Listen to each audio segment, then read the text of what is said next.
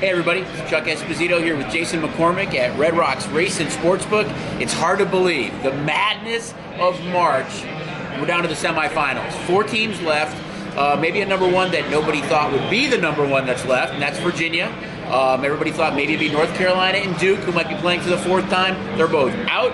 You've got 2 teams that nobody thought would be in it, Auburn and Texas Tech. And then you got Michigan State and Tom Izzo. So it's been a wide open tournament. Jason had a great quote the other day. He said, "I have no more fingernails left," and I think everybody in the crowd has no fingernails left. So it's been a great tournament so far. The games have been absolutely fantastic. I mean, the storylines, really the lack of Cinderella coming out of the Sweet 16, but the games have been absolutely fantastic. Yeah, my fingernails are gone. I guarantee we have 8 guests left in last man standing. There's been a lot of sweat going on for those guys. I guarantee they have no fingernails, and these games that we're looking at for the Final Four are absolutely going to be fantastic games. We got a real contrast in style in Virginia and Auburn. Virginia wants to play the slow game. Auburn wants to speed it up as fast as possible. We get to see Beard versus Izzo. I think that coaching matchup is going to be absolutely incredible. I think with Auburn, I think not having Okiki in the last game against Kentucky, it took them about a half to get used to not having him in the middle. Not so much for scoring. He's their 3rd leading scorer, but he was their top rebounder. So not having him on the glass on both sides, you could see the team just kind of feeling it out of how we're going to play the game. Once they settled down, it was a different team. And you look at Duke and Kentucky, who were knocked out. These are great programs, great freshman players they bring in every year. The 3 freshmen for Duke. I mean, but those one and dones, I think it's just hard to compete long term. You think about it, if Barrett and Reddish and Williamson would be there for 3 years or 4 years, how good they would be their junior and senior years. We're just not going to get to see that happen. No, I can't even imagine Zion Williamson staying for 2 or 3 years. He was incredible in the tournament. Duke, should have potentially lost 2 games before losing to Michigan State. So they had a nice little run. But again, down to the 4. We'll enjoy it in Minnesota. Looking forward to Saturday. I think that we'll see some great action on Saturday as well. It's tough to talk about Texas Tech and Chris Beard because what could have been for Rebel fans, but he's done a great job. Last year he got him to the Elite 8, lost 3 kids, 3 starters. Most people thought this was more of a rebuild, and now he's got them playing in the semifinals. So I think both games are great. You can make a case for all 4 of these teams.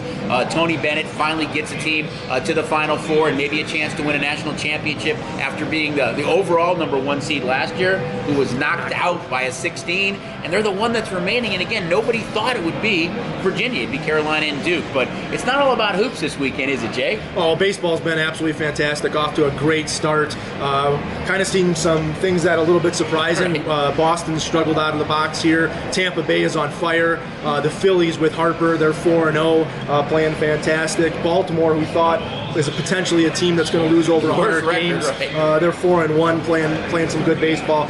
We've seen Kristen Yelich hit homers in his first 4 games. Chris Davis, I think, has got 5 homers for the Oakland A's. How many does Manny Machado have? Manny Machado still 0. Got the donut there in San Diego. And you talk about baseball, like you did. The contrast now is some of these teams that are surprises that are playing well. But you think about the 3 highest payrolls in baseball: Yankees, Cubs, and Red Sox. I don't think one of those teams is at 500 right now. So bettors early on who have backed those teams. Cubs are 1-3, giving up a ton of runs. Red Sox are 1-5 at a rough West Coast trip, and the Yankees are 2-3. So I know things will settle down a little bit, but early on, it's been some surprise stories. Yeah, then take the Dogs. It's been a nice little run for the Dogs to start the season. And then leading for baseball, what starts pretty soon, and that's the hockey playoffs. So we know the Golden Knights are locked into that number 3 seed. They got a big win the other night. The 3 seed in the Pacific. They got a big win the other night. I think they needed that. I think they're going to try to get Fleury between the pipes at least once in their last 2 games. I think they'll be fine. You look at San Jose, who's really stumbled down the stretch. You never want to limp into the playoffs. I know the Knights aren't playing their best, but I think they're healthy. I think that they have a huge advantage between the pipes with Fleury over Jones and over Smith with Calgary. So I think it's going to be fun, but I think the Knights can easily come out of the Pacific. Well, and they knocked off San Jose last year in that series. I think it was 4-2 that they beat the Sharks last year. Comfortable that they're playing against them. I think you're right. You should see Fleury back in the pipes before the playoffs start. I think that the Western Conference, though, is wide open. We talk about Dallas and Colorado being the wild card teams there that have been kind of fighting with Arizona and the Blackhawks here late, but St. Louis, St. Louis can win that division. Anybody can win the West. It's unbelievable. St. Louis, the one thing that scares me a little bit is Bennington. I know he's played great, but we're talking about a guy who was a club goalie a year ago.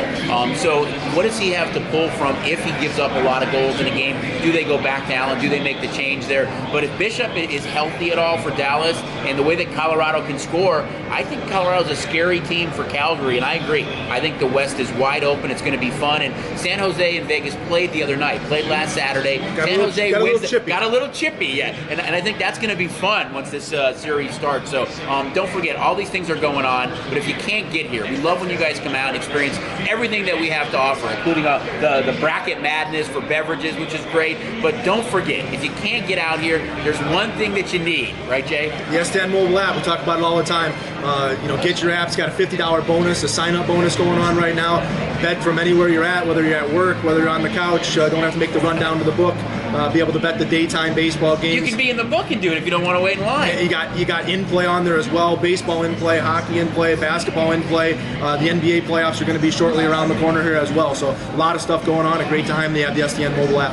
Well, that's our segment this week for Bookends, guys. Enjoy it. Have fun with the semifinals for the college basketball tournament. As Jay mentioned, we've got both pro basketball and hockey playoffs, and baseball in full swing, including a lot of day baseball, which makes it fun for us. Have a great week. Good luck again, and we'll see you guys next week.